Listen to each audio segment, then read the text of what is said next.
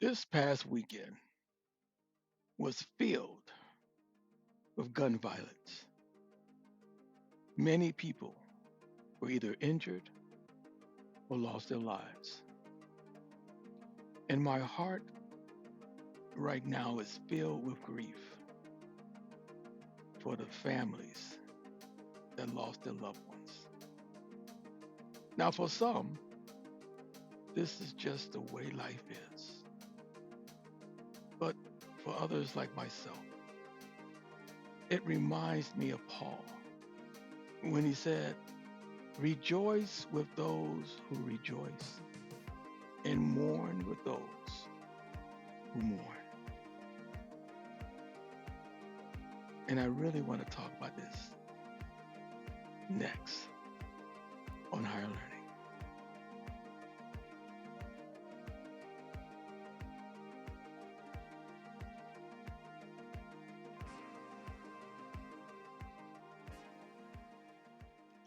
Hatred, mental illness, or a disgruntled employee are just some of the reasons why we are seeing an increase in gun violence.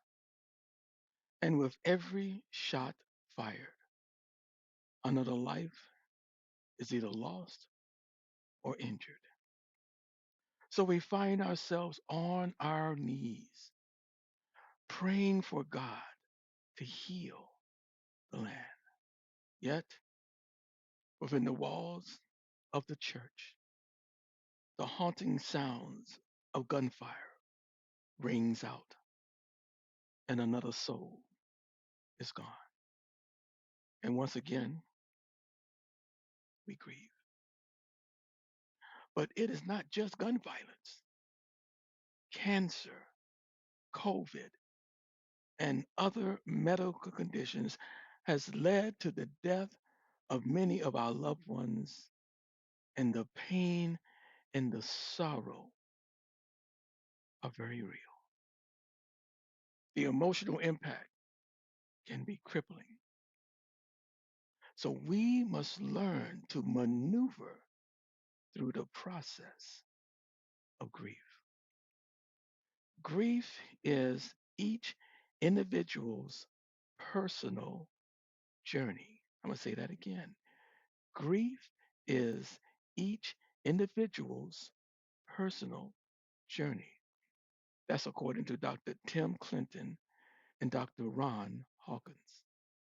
They said that his or her manner of dealing with any kind of loss, no matter how minor or severe it may appear to others, must be respected. It should be gently challenged only when prolonged in a manner that is detrimental to the person and his or her relationships. We must give ourselves time to heal. And when the time comes, we must try to gradually get back to a routine. As Christians, we should not attempt to journey through the grieving process alone.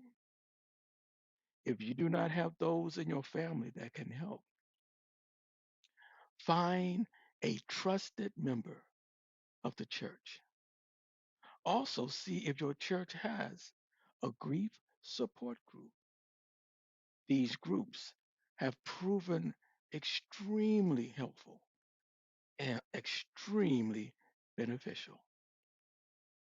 And speaking of others helping in the process, a perfect example of one coming to support a grieving friend can be found in the book of Job. This is where we find Job's three friends who heard about Job's adversity.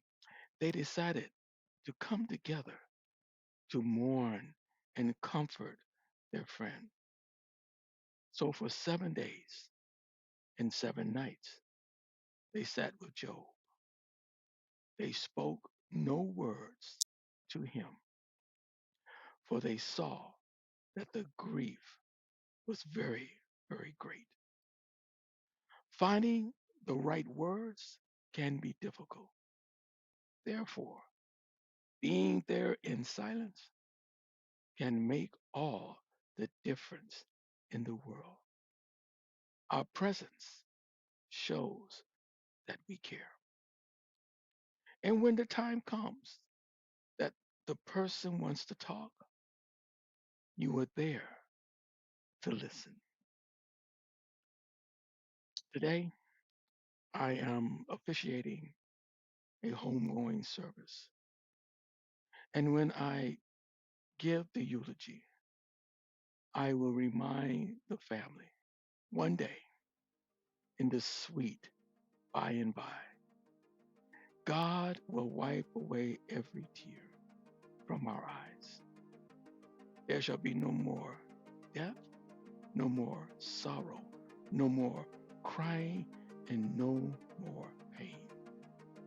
And though we do not always understand why God allows certain things to happen, we believe in our hearts that God never makes a mistake.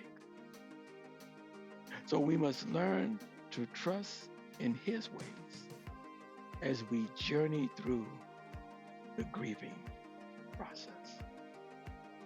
My brothers and sisters, take the time to learn God's words so that you can, for yourself and for others, receive the comfort that you need. My friends,